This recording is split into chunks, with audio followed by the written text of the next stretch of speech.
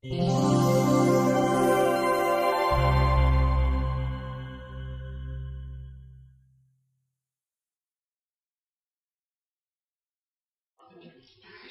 we'll just, with due respect to the moderator, we'll change the topic of the panel and the number of people on the panel to make it a little more interesting that time of day. And everyone's got caffeine now in the system. So we'll talk, there's a lot of good content that has been covered, a lot of good examples and experiences on how to build great user experiences and so forth. So we'll talk a little bit about the other side of UX, right? And let me first start by asking the panel, a couple of people to comment on, who owns user experience, right? And we have a very wide mix of perspectives, right? There are people working in classical, companies. We've got Rashmi from UX Labs. We've got Professor Jyoti from IIT Delhi. So who owns user experience? Anybody want to go? And I think we should just make sure the mics are all kind of working. Pass one to them. You guys want to take one? Who wants to take a crack at it? Who owns user experience? Is it the designer? Is it a product manager? Is it the business owner? Is it the engineer? Who owns user experience? Who wants to take a crack? So I'll try to take a deeper. So for us, like my past couple of previous experience, I've worked with Zomato, I've worked with Airtel.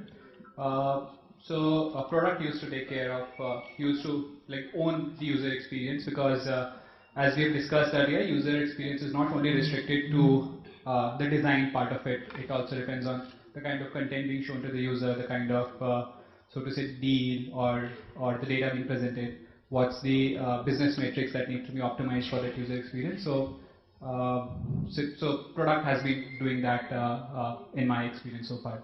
So where does the buck stop? So let's say you want to do something, like your collections, and is there too many collections? Is it too few? Should collections be searchable or only discoverable by browsing? How do you make a call like that? The designer feels like, no, it shouldn't be searchable, or it should be very few. But you as the product guy, or Dipinder as the CEO says, no, that's all wrong. Like, this doesn't make any sense. Doesn't happen, right? Yeah, in practicality that happens. So, like 6 times a day. So the bug stops at Dipinder. Good, you're clear on that. But yeah, product takes most of the calls, yeah. Okay. So we are supposed to design and define the requirement, what user has to experience. So we take a call on how many collections have to be there. But yeah, being a small startup, he is heavily involved. So he's also being part of, so he considers himself part of the product team only. So that's how it happens. Anybody else want to take a crack at this? In terms of who owns user experience, how does decision making happen? Actually, in terms of user experience, I would put it a different way. We have a mix of teams. One guy doesn't own it. One team doesn't own it. I would say 40% is customer care team for us, because they're the first people who interact with the customer. They get a lot of feedback. They get lots of mail from them. So they are passing a lot of relevant information to design guys and to the product owners. So I would say a mix of customer care team, the designers, and the product people, mixed with a little bit of the business guys who are eventually saying, okay, this is kind of works for us. And a majority part of it also works for the engineers. Because you want to make something, you have to make sure that the technology is also available for the same thing. Sure. It's feasible or not, or it's going to take a lot of time for us to change that. So for us, it's kind of a mix of all these teams together. Experience is part of all that. The engineers and the the data guys are looking at the numbers first. They know where things are going wrong, things are getting crazy wild. They give us an instant feedback. Sometimes they can fix things faster. So they own some part of the experience, which I would say is more related to do with technology and the function at the back. If they feel there's something which can be fixed from the design side, then it's the designers who take the call. If it's something which can be handled only by a customer care team, then a lot of things go back to the customers from that. Great. So we make the panel very interactive with the audience. So if you're a designer in the audience and you think this is good, bad, bullshit, please raise your hand and chime right in. Let's not wait till the end. Professor, you want to talk about what's the right way to do it? These are all commercial guys trying to make money. Yeah, we can't even define what is right unless it makes money. So that's true for academics as well. So I mean, I figured I'm at IIT Delhi. I mean, if we are delivering products to you, our products go to you.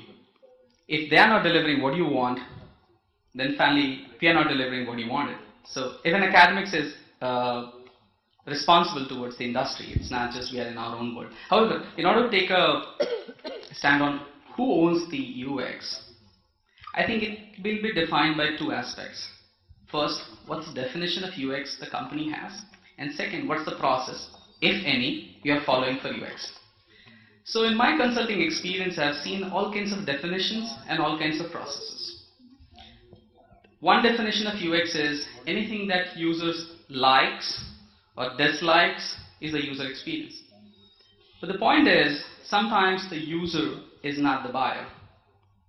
And the user's likes or dislikes don't matter to the money the company is making. In that case, the UX is dictated by the salespeople, the marketing guys. All the gimmicks that are being done to make things cheesier than actually they are, and that's causing the experience. Whereas the actual experience of using the product may not be good. So the second part is when the buyer is actually the user. And in that case, the designer's responsibility is the UX in the company. Because finally, the product absorption in the society is because of its repeated use and the loyalty is building into the society. In that case, it's the usability aspect which dominates. Now coming to the process. Still in India, and I'm making a bold statement, and I'm at risk, please do fire me, we still lack a culture of a process-oriented design. We still believe design is a magic. After the product team has sealed and the marketing team has decided the deal and the manager has said, do something, the designer is put on a gun, give me the idea. And we don't believe that actually designer is not from another world. Designer belongs to this world itself. He or she needs a method, a process of achieving that UX. Are we involving prototyping phases, low fidelity, high fidelity? Are we having iterations in the testing? Are we having scientific methods of testing and not beer bar conversations about is my product good? So what's the process we are owning? I think that will all determine who plays a prominent role and whose responsibility is. Sorry for taking long. No, this is great. Yeah. Sorry. Is it UX owned by the user? Somebody want to take it? I would say it's experienced by the user, right? I'm not sure I would say it's owned by the user. So I feel this is one of the toughest questions to answer, seriously, when you talk about user experience. Because at the end of the day, user experience is not determined by only one skill set, right? So it's not only about creating those wireframes. It's not only about making, beautiful animations or creatives or videos. It's not only about creating, developing the code fantastically. So it's about business, it's about strategy, it's about design, it's about, how it looks, it's about development, it's about, implement, it's about the entire sort of gamut of things. And frankly, as somebody who's been working in this space for quite some time, I feel that today is the biggest challenge of being able to deliver great user experiences also. Because we don't look at this too much from that point of view. We sort of, pick one person and relegate UX as that person's responsibility. So there are, and this is very organization specific, I totally agree. So, you have organizations where UX is owned by product. You have organizations where UX is owned by the UX team. You have organizations where UX is owned by, a client servicing person or a product manager. The problem is, in reality, none of these people can alone conceive of, implement, or manage in the long term that experience that is being created. And each of these individuals is sort of measured differently for what they do, right? So, at the end of the day, what you have is somebody has the vision, somebody else implements it, and a lot is sort of lost between those cracks. So I feel that it's a relevant question. It's honestly a difficult question to answer, but it is something we should all be asked. Sure. I want to pick up something. I would like to add to that. Yeah, please go ahead. So user engagement, I believe, is wanting user to come back more and more and want to spend more and more time with us. I believe if we restrict it just to the website or the product aspect, we are sort of limiting it a lot. It is the complete experience that the user gets once he starts or once he is aware of the brand. And I think again, maybe it differs for the stage of the company. But so I represent a company which is actually a startup, not like the companies who are big but like to be called a startup. So in our company, the environment is very, very, very dynamic. We are trying to build something which has not been built. Can we say that the customer knows what the answer is? Maybe he doesn't. Does UX guy know the answer? Maybe he doesn't. So what happens is in our case, the collaboration between co-founder, product, design, engineering has to be very, very tight.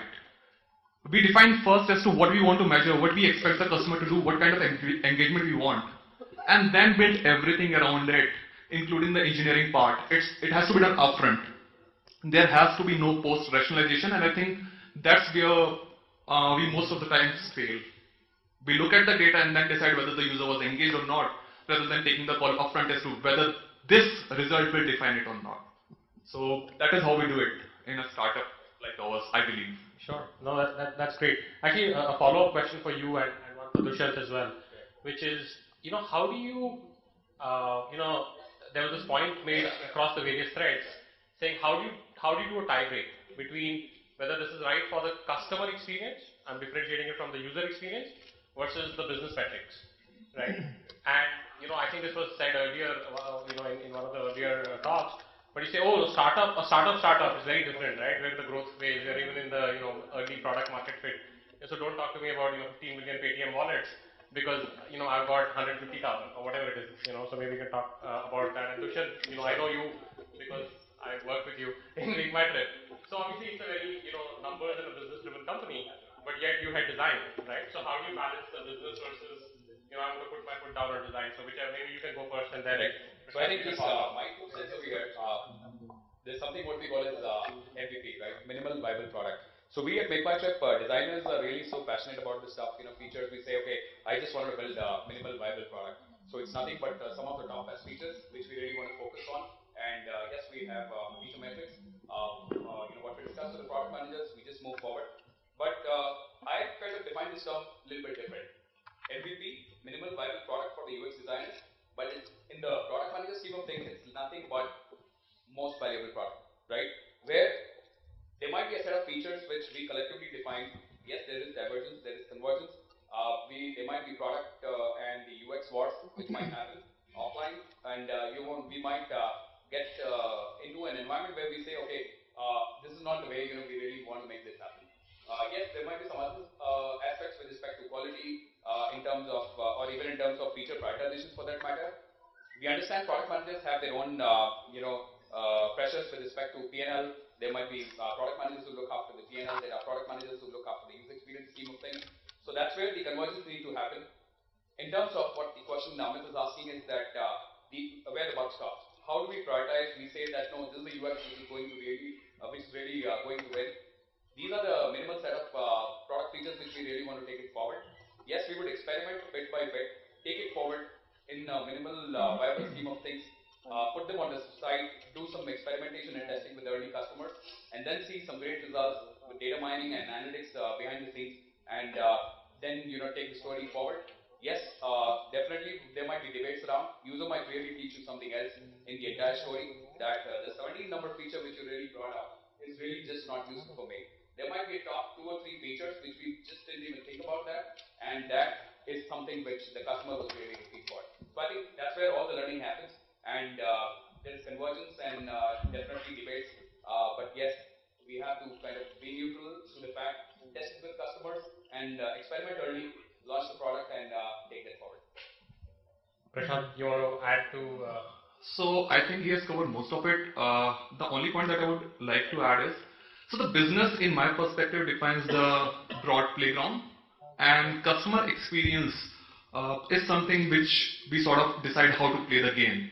So customer experience is very, very important, but think of it like this: if the business metrics and the customer metrics that we are talking about, they don't converge, then probably you are doing something wrong. They have to converge. There cannot be an inherent conflict between them. Probably you are not wording it right, that's why you are not able to figure it out. So I would rather spend time on figuring it out, how they coincide together, and then solve it. No, so let me play devil's advocate. We said we create some controversies, and I think Professor wants to put up a skit after some time to get the audience involved, right? It may, and this used to happen a lot at a company like Google, it may be right for the user but detrimental to revenue, right? Because there are 2 businesses, there's search and there's ads. So I do something with search, which reduces the ad click-through. What do? You will make more money, or vice versa.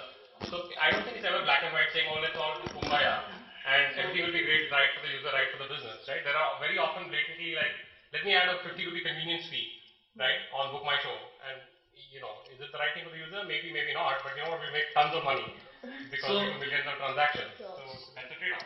So I think if it's not right for the user, you'll never make tons and tons of money. So for the search also, right, why does Google say that these are the advertisements? They mark it yellow. Why do they do it?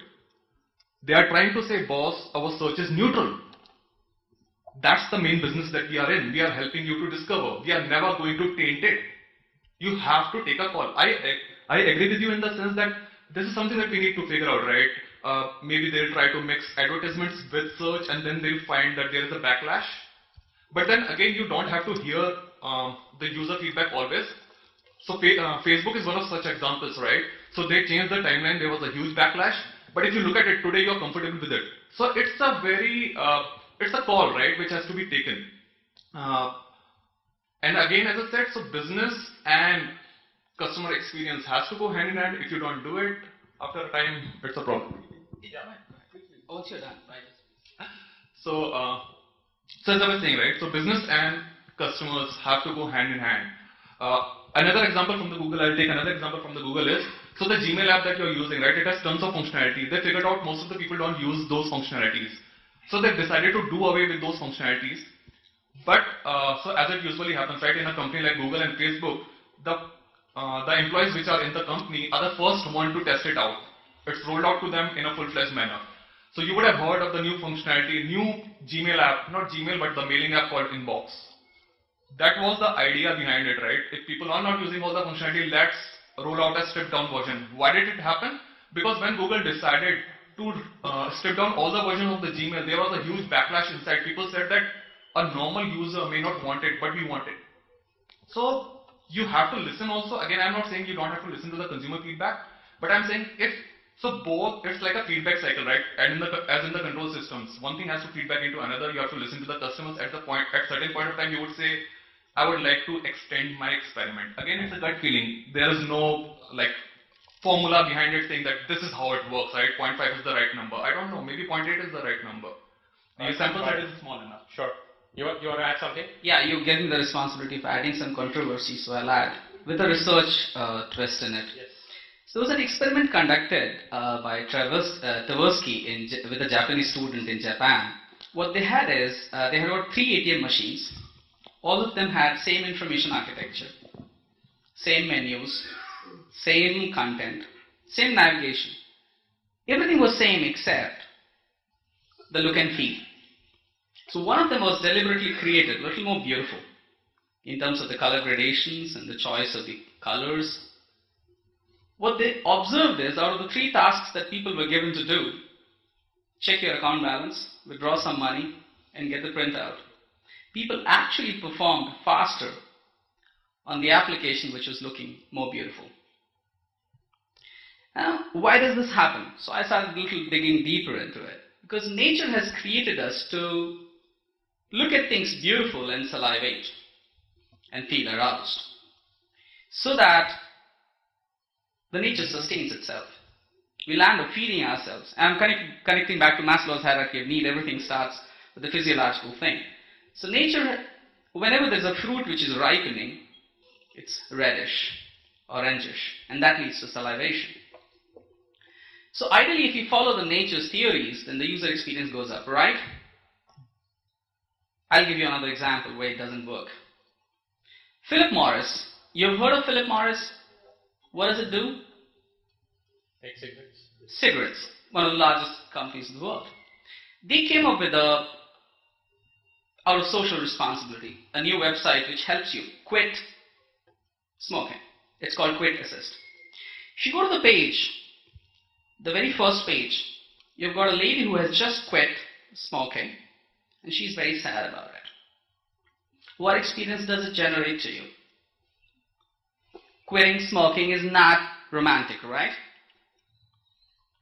Is it a good user experience or a bad user experience? It would be a bad user experience if you're following the usability mechanism. You're trying to make people withdraw money faster from the ATMs.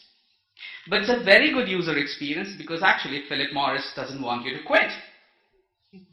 So business wins. Usability suffers. So if we are really trying to find out, as somebody who's raising, is user experience a user's experience, I think it's mostly the CEO's experience. Clap, clap. Okay, switching gears a little bit. Since we've talked a lot about users, let's talk a little bit about how do you recruit users and how do you engage with users, right? To really understand, and maybe Rashmi, you're an expert in this area. Maybe we can start with you, and Satyajit or other folks can chime in. What's a good way to find users to talk to, and how do you? There's millions of possibilities, right? There is demographics, there is location, cities, tier 1, tier 2, tier 3. How do you figure it out?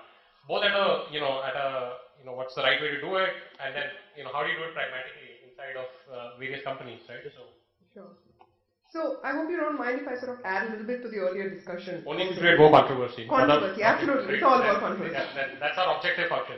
Yeah, everyone's like about to doze off, so more controversy is good. More controversy, alright. So then I think the first question that one needs to sort of ask, how many designers are there here?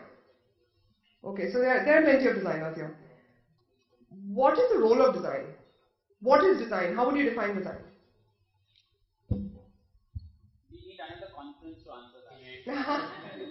It's terribly sad. I mean, it's scary if you have so many designers here and they need another conference to answer that question.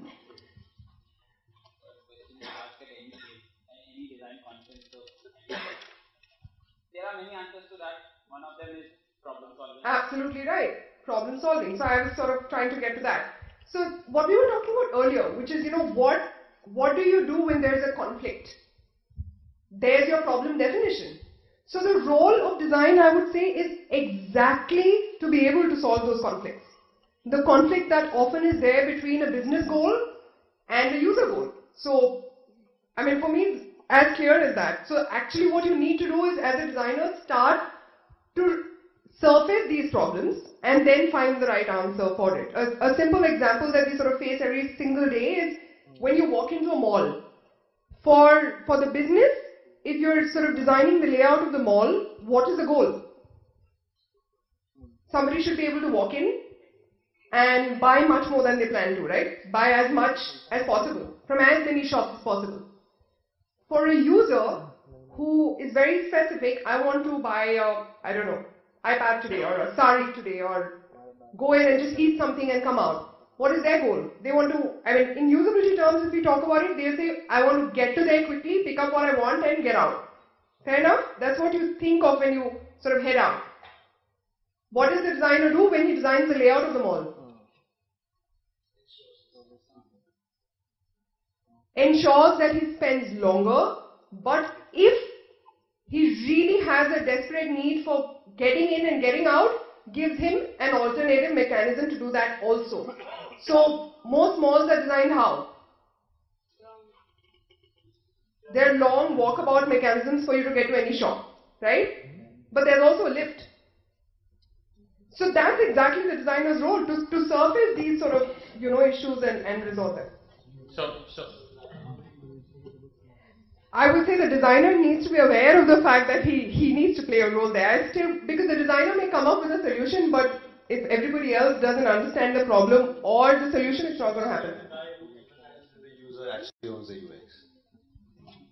I would certainly say the guy who empathizes with the user worries a lot about the UX more, because he's going to be measured on that in today's scenario. In that instance, he owns the UX. Hello. I'm not sure. I have one question. I come from user experience design group, and this is Uxnow. I think what you're talking right now is, I think you don't know what user is actually. First of all, when we are talking about user experience, you have to study user. You have to know who is your user. And right now, what you are saying about understanding the business need and understanding the user. As a designer, we definitely know that if a product sells, it's for the business and I'll grow. But the point is, the product will only sell if the user is satisfied. So, the most important point is, till now nobody has talked about the role of user study. We're actually getting Yeah, exactly to we're that. just getting into that. But Yeah. I'll just make one point, and now as my moderator role, I've cut this discussion off, and we'll move on to something else. Do you think IRCTC does a bunch of transactions? I can now say this because I don't work at MakeMyTrip anymore. No, it's a simple question. Do you think it does a lot of transactions? It does, but the thing Is it delightful? No, it is horrible. The thing is, they have monopoly. There is no alternative. That's right. So I'm saying things are not really kind of black and white, right? Just and since I used to work at Google for several years, I think and this is probably true. At least I know Dipinder and some other folks in Zomato. So it is defined by your culture. It is on the creation of the company, on the founding principle. So Google was created on the thing that do the right thing for the user, right? So they would keep saying it every day. So employee number 18,000 would also say do the right thing for the user. It percolated into 160 countries where there were employees and so on. So I don't think we can beat around the bush and say no, do everything and it will be all great, right? You have to make a call. Look, I'm unabashed that I'm a business company. And the business is the, primary, there'll always be a little bit of a chicken and egg, right? You can't say, no, all win. It doesn't happen like that. On the inception, if there is such a, maybe there's some startup folks here, if you decide that we will always do right for the user or we will always do right for the company, we're a business, right? We have to make money and we're not trying to screw the user, but, push comes to shove, there's a call that has to be made.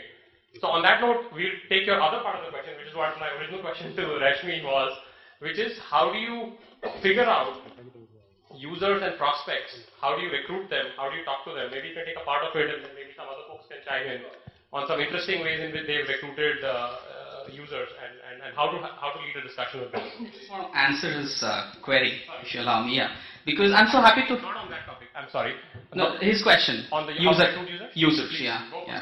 So I'm happy to hear someone who stands up and says I'm a UX designer and talks about that we need to understand the user and study the user is the term you use. Can you help me as a professional, how do you study the user?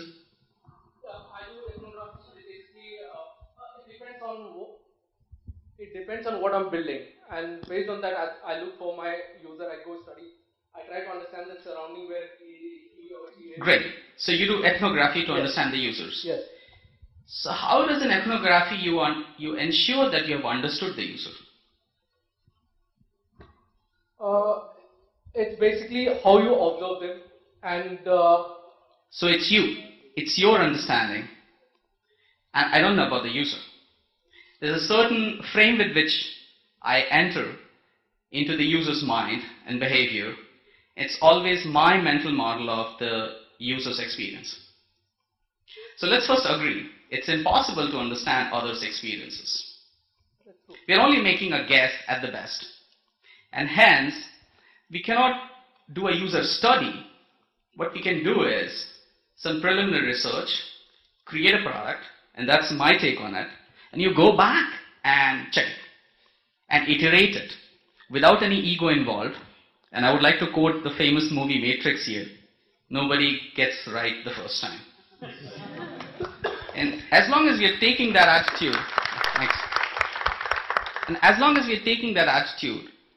I think we will get it right eventually. And that's where most of us are making a mistake. We still believe that we can understand the user. The moment we enter the ecosystem with this belief, I think we have already done injustice to it. Anybody else want to add to you guys want to add? Anything you want to add? No, I completely agree. So in fact, when we were saying how do you recruit users for research, my first question was what kind of research? Because there's so many different stages at which research plays a role when it comes to understanding your users, right? So first is of course in the beginning where you're defining the framework. And then later it is when you're validating whether the solutions you've come up with are appropriate or not. Because, even God didn't get it right the first time. We didn't look like this when we were, when human beings came, they're coming from somewhere else, right? So at the end of the day, the question you have to ask yourself really is, what is the purpose of this research? A, go back to the people who actually own that relationship with the users. And somewhere, the definition of that is created by the business, isn't it? So, if I might be designing a chair, but what kind of chair? and how, where is it going to be positioned. So brand is involved, marketing is involved there, product is involved there. So you have to sort of understand that larger vision, I would say, then decide what kind of technique you're using, and depending on what sort of technique, whether you're doing a usability test or you're doing a user research, there is standard research that says you need at least a certain number of users. So there are sample sizes you want to keep in mind. So you want to sort of take care of all of that science and make sure your research is statistically valid. But finally, you have to sort of define what you say profiles or categories of users you must cover on the basis of what the business defines.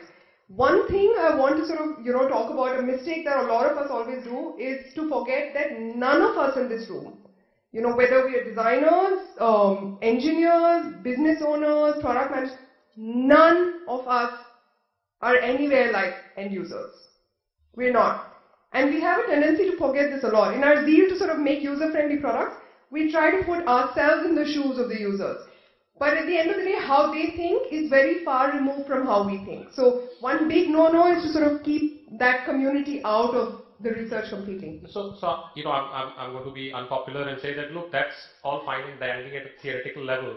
In practice, Rahul just talked about recharge, and I think Sid from MakeMyTrip also talked about, reach one of his competitors. I don't know if you plugged it in on the side at the coffee break. Yeah, little back magic, right? But he's designing that feature. He showed us 3 iterations for those of us that were there in his talk. So maybe I'll just pick on him and say, hey, look, you said for that one, you talked to your friend and he was helping his dad. How did you figure out that is good enough? Or whether you should talk to 3 other kinds of users or 20 other ones, or how do you pick, because you already have millions of users, or even if you have 0, you're a startup and you're just starting a new recharge company, but there's prospectively 100 million users. We've been quite aggressive, and so we don't really get out to look for users, we just throw it out. And we work on an iteration model, like I said. So we are out there, but we are observing. We keep observing what's happening. We do plug in a lot of matrix at the back. We'll do Google Analytics, we'll do other hot spotting and everything else to figure out what's going wrong. If you go and ask a user, what problem are you facing? I'm never heard the right answer, correct? So, and especially that case was a case where I got a feedback from somebody else, and I figured out that the problem, what he was telling me, was fine, but there was a bigger problem inside of it, which we need to solve. So I think once you are listening to a user, you need to identify, besides the problem that he's facing, how is he reaching to that problem itself, and how is he solving that problem. You'll actually figure out that the bigger problem, maybe a lot of people are facing the same problem, but the way they are reaching that problem is different for each one of them. And how to solve that problem is a bigger challenge than solving the main problem. You can solve the main problem much more easier, but how are people approaching that problem? How are they solving it by themselves, if they are at all? Those things need to be identified more than anything else. So, sorry. I just add a quick comment. So, is it? No, I think that's. Is it audible? Okay. Yeah. So, luckily for me, you mentioned that you should not relate being a user. So luckily for me, I've been picking up my next projects basis the products I've been using. So when I was in Naukri, before joining Naukri, I used Naukri to find a job. So I moved to Naukri. I was very fond of ClearTrip. I used to book all my tickets from there. I moved to ClearTrip. I used to find all the places to eat through Zomato. I moved to Zomato.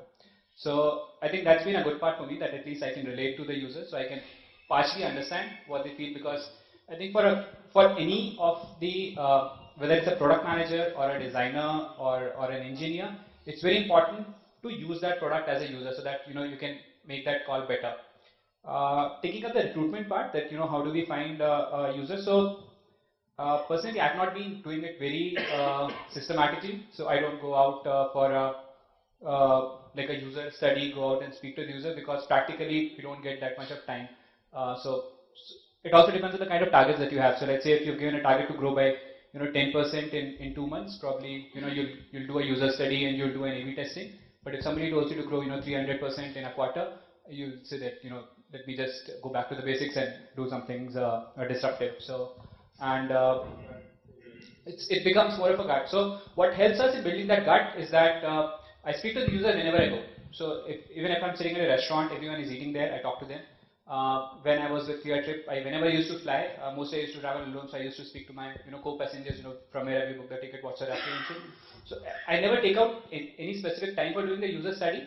All these interactions, reading the user emails, sometimes listening their calls, build up to that. But most of the times, Practically, it's the gut call. So Dushyant, just a slight twist on that question. We'll open up the floor for any and all topics outside of this as well. So I know at Make My Trip we've set up this fancy new usability lab, and it's probably been in action now for about 8-10 months. Well, how has the experience been, both in terms of using that lab, in terms of recruiting users? Anything you want to share? What have you learned from that, if anything?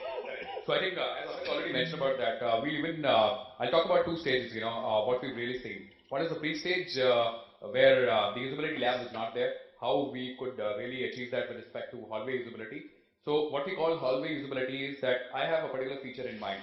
The feature is being experimented. With respect to the users, you define the personas, and definitely for a company like Facebook, the personas would definitely vary. But in terms of Make My Trip, with respect to the line of businesses we have and the service offerings, it would be more in terms of flights, bus, hotel, rail, car, services like that. Yes, personas over there also, there is a collective group. Might be, we can say it's like 5 or 6 in number. As Rashmi already pointed on the fact that there is minimal set required in terms of users, which really need to validate your product. And that's where you see the mental model and try to come up with the conceptual model which you are really putting it forward. As Amit talked about usability testing, it's one of the interesting areas over here that we do a little different in terms of Make My Trip, what I can say. Specific features, and I'll be frank guys, I think a couple of you might be facing these challenges right now. How we used to test it with users before. Candidates used to come for interviews. If not UX, design, product, yes, and marketing, yes. A bit of travel background, or people from admin, people from infra, people from IT. People who do not know your service offering to a great extent while they purchase it online, right? That's the user base which we were really trying to target. Definitely, any design personnel, who's there, or a candidate who comes to our office, we would ask them, a couple of issues. Not that for getting a job, he would definitely come up with 17 features or any kind of bugs over there. But yes, there is a true quality of feedback which we really used to get from there. So for some series, some couple of days, we ran this experiment and we saw that this is the kind of great channel what we could see and get the feedback from people. Yes, gone are those days. We have a state-of-the-art usability lab in the company. Thanks to the L team, for really pushing that hard, and I was pushing them back. That so, okay, Dushyant, can you? Sorry to interrupt, but can you talk about one or two things that I think you started mentioning it. Correct. Pre and post lab, what has helped specifically? Correct. Like specific examples, saying you would have never figured this out. Correct. But you're now doing it in a lab setting, having consciously recruited a user. Correct. What's the benefit of it? For example, clearly, Zomato and Paytm saying it's serendipitous, or it is driven by data, or it's only driven by analytics. Correct. But if you can cite one or two specific examples, and then we'll open up the floor. Of course. So, with the usability lab setup over there, we are very close to the customer. There is a one-way mirror setup what we have. There is a rapid prototype which is being developed with respect to the products we want to test. There are product managers, designers on the other side. There are folks who are moderating the test. They identify the couple of features which they really want to check and draw the attention, and really want to get consensus on what is the feedback which we are getting from people. I'll cite one example where we can say that people who book flights from Make My Trip, they would have seen we have an interface called round trip. Round trip is a feature over there, correct? And then within the round trip, we have two different sections in the screen. Correct? Now in the mobile app also we kind of provide that facility. But in the website scheme of things on the desktop, you see there is a split screen, right? One aspect on the left hand side talks about source and the destination, and then basically the second on the right hand side talks about your return journey. So while we figure out that putting up these screens in or putting up this entire interaction pattern which is on the desktop, and there is a big real estate, how do you kind of drill this down and take it to a small form factor, which is tablet for that matter, or smartphone for that matter, right? We might release a couple of features over there with respect to minimalist program and say that in the overall scheme of things, we have to move away from some features which we really test. Desktop definitely great, real estate, and I can really use a lot of features over there. But when I just release the feature over there to the small version, yes, bare minimum something which is there and required. But yes, if you want to explore further, you click, tap, that would really help it out. But yes, in terms of citing a particular example, we did an experiment and we figured out a lot of great findings over there while we just rolled out this feature. We have great marketing insights team. We have a panel of customers which we recruit through the insights team. We did a lot on the CRM databases and get to these users, talk to them. When anonymity is actually not a question, we call them in the main part of office over here, right? Yes, we even go to their house.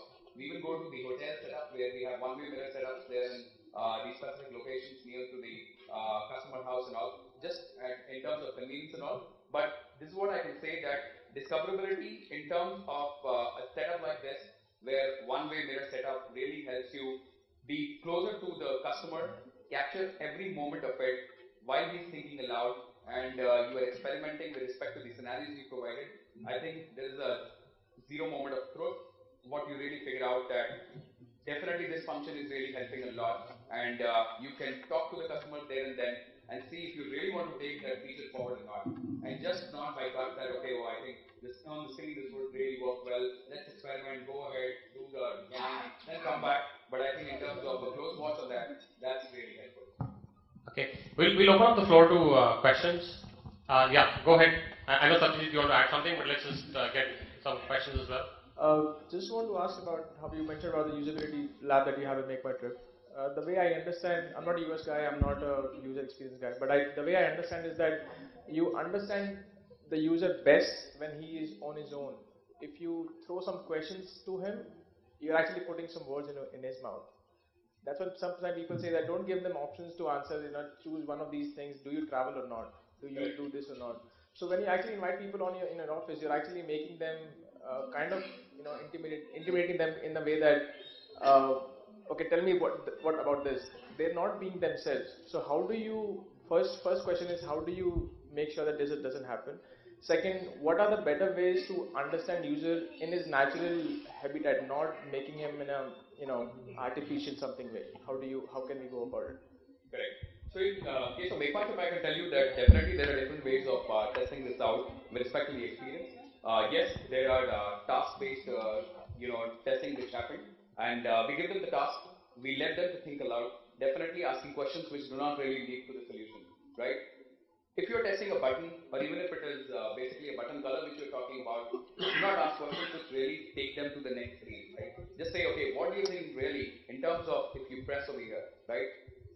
You do not say, do you really think something happens if you press over here? So, you'll have to change the questions and make them so tricky that there is an entire pattern involved, there is an entire sequence of activities which do not really lead to planting the solution in the customer's mouth. But yes, ethnographic study, as the friend actually touched on this topic, that's clearly some of the best examples or the methods of testing users in a free environment. Taking notes of that, and we've been really doing that a lot in the early days. 2009, I remember, we used to visit call centers, which we have at different locations. Listen to calls, go to customer call centers, it could be different locations. Try understand the customer service agents who are really talking to the customers. On the other side, listen to the customer, what he's trying to say and talk about, and then try to identify where the gaps are. So these kind of ethnographic studies also really help us a lot in kind of taking discussion away from planting solutions. I'll just add to that, right? There is no, and I think Professor Jyoti touched on this earlier as well, that this is a multifaceted thing, right? And I think you're hearing that in parts from people, right? Rahul said, look, we just look at the data, don't worry about it, right? Google is very much like, just look at the data, don't worry about talking to users, don't even bother, because you have a billion users, so what are you going to do, right? Just look at the data. So it's not like, looking at the data is the best way to do it, or no, I'm never talking to a user. I mean, he said, no, I don't spend any time with the users, but he said, every time I travel, I should talk to 50 of them. So it's, you have to add it all together in the context and kind of where you are, rather than this is the exact kind of solution and that's it, and no other solution will work. There are a lot of things that you can learn from a usability lab, even with it being known and being, as you said, a little more intimidating, a little more claustrophobic kind of setting. But there are users who love to talk, right? They will go on and you'll be like, okay, time's up, right? So, other questions? Yes, please. In order to answer the question, I want to ask another question. I mean, why are we doing this crap of going to the users and testing and wasting our time, money, resources? I think what we should best do is look at the 5 best examples in that domain, copy something from them, create one new design. Anyway, copying in design is called inspiration. So why are we not doing that? I mean, why are we just not picking up something, creating and dumping onto the user's head over a period of time, like washing powder, Nirma, it will get used to and people will start liking it. Why are we doing all this user study? I think in answer to this lies the answer to the way we should test.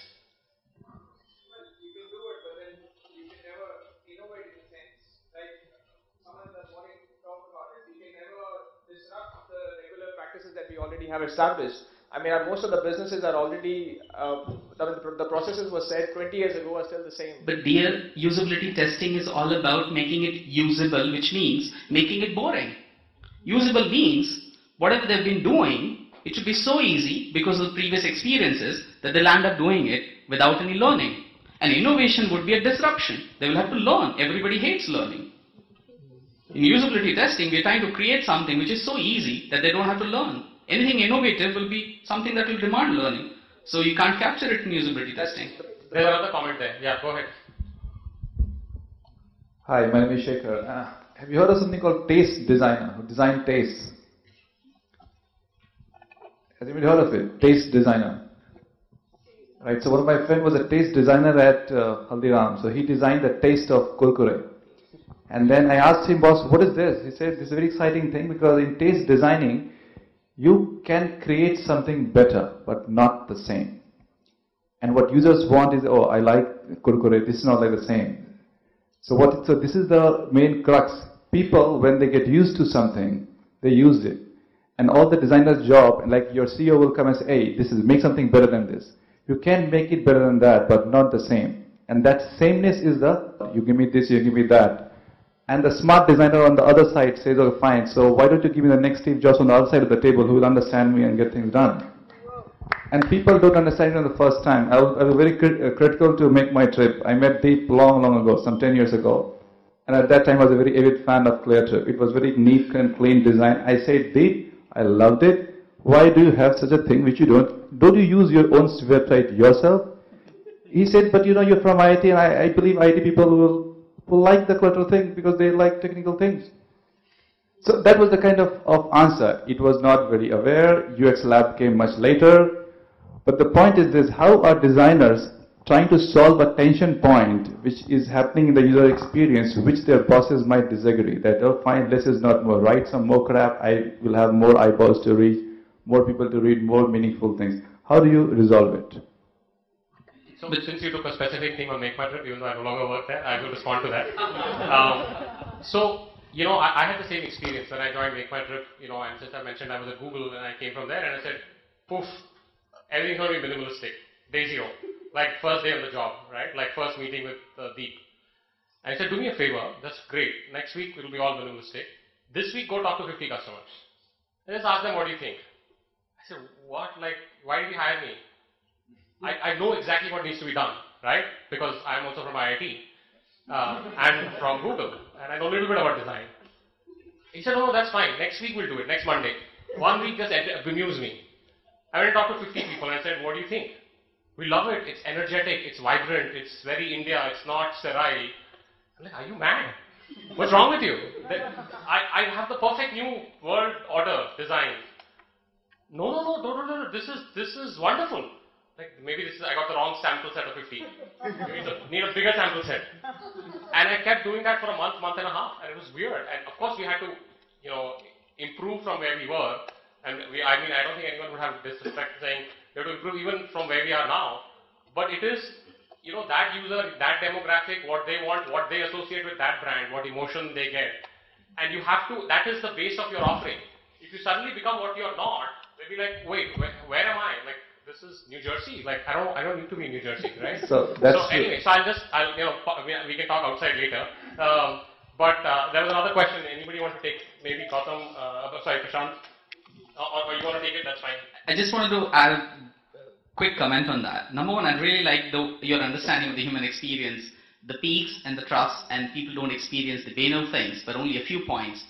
But going back to the question earlier that was raised, can you measure user experience during a usability test?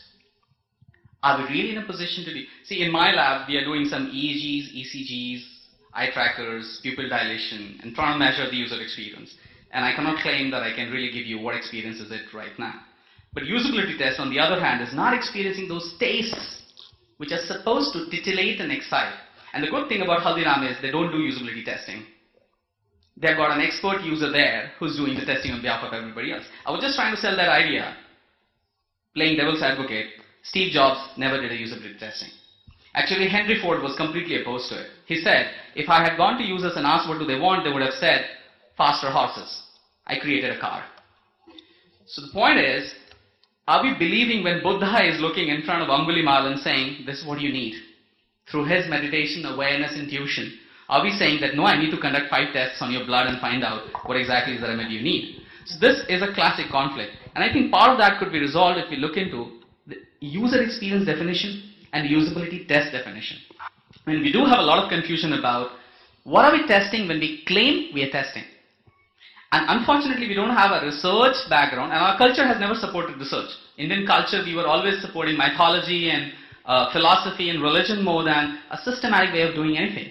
So that also gets into, and forgive me, professionals are sitting here, I was there in corporate and have seen that. It's finally whoever gets the highest salary. If that person says it's usable, it is usable. You know, so how do we come across it, and how do we let the designer own it, be made responsible for it, but also get credit when it goes right? Both the aspects.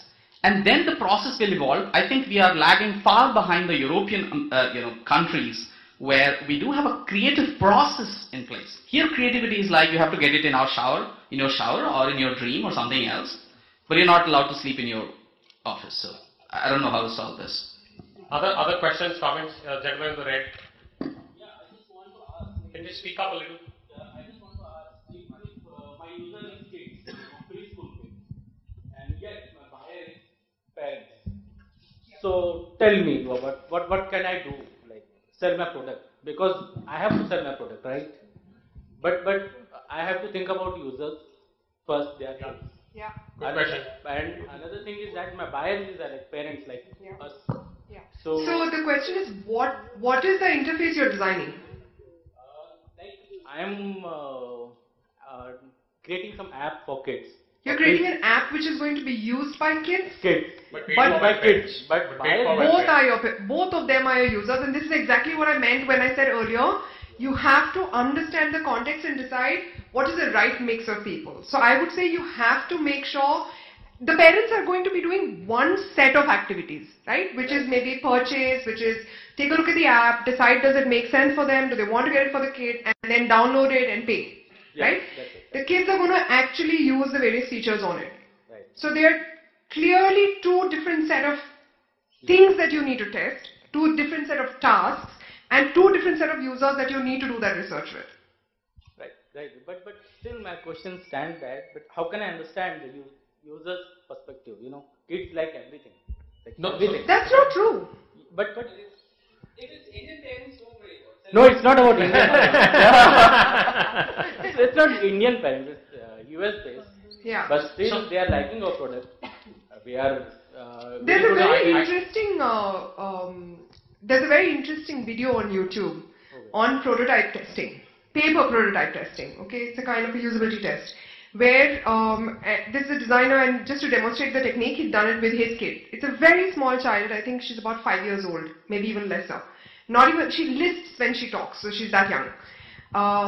And he has designed, an application to engage kids and draw and color and stuff like that. And he's just made paper sketches and he's put it in front of her and he's talking to her. You'll be amazed to see the kind of data that comes out of that. The trick is about asking the right question. So you're not going to go and ask the child, or in the question that he was asking, when you do a usability test, you're in a sort of fake environment. I'm never going to go to a user and show him a product and say, what do you think about this? I am never going to go to a user and show him a product and say, what would you do differently? My job there is to watch him use it to do something that he normally would do on a particular product like that. And then it's my job as a researcher and a usability specialist to sit back, observe and ask the right questions to understand what's happening inside his head, not discuss solutions with him. So that's how you would. So let me take a different crack at your question. I know a couple of startups that have failed in the education space building apps because they got one or the other constituent wrong. There were apps that the kids loved, okay, but the parents would never pay for. Yeah, that's why I'm like biggest question think of gaming apps to try to teach you math. Yeah. But you're jumping up and down around jungles and running around and all this stuff. Yeah. And the parents like, this is too distracting, this is going to cause all kinds of behavior issues for my kids. So I don't care. Kid loves it. It's beautifully engaged, right? Yeah. He like never pay a penny for this thing. On the flip side, there are things, Indian parents. I'm also an Indian parent. Where the kids are like, oh, my child has to go to IIT, like whatever happens, right? Let's just give them stuff. Let's start, calculus when they're 7 years old, right? And the kid hates it, right? He's like, I will never do this again. I want to go to school. Like, this is horrible, right? And I specifically know 2 startups, both of which failed. So it's a two-sided market.